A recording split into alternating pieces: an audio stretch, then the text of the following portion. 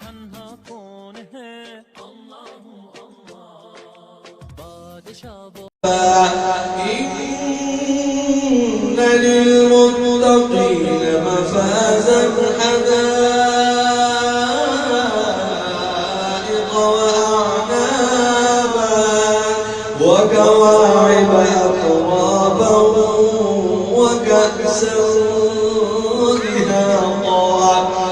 لا يسمعون فيها لغوا ولا كذابا جزاء من ربك عطاء حسابا رب السماوات والأرض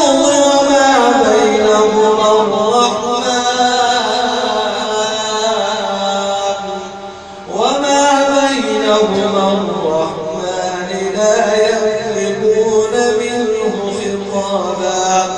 يوم يقوم الروح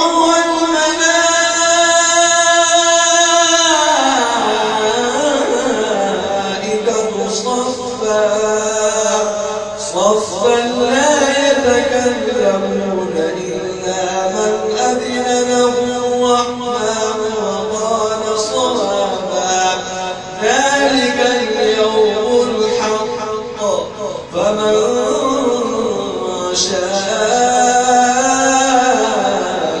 اتخذ إلى ربه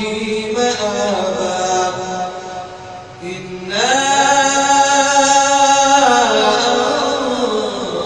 أنذرناكم عذابا قريبا يوم ينظر المرء ما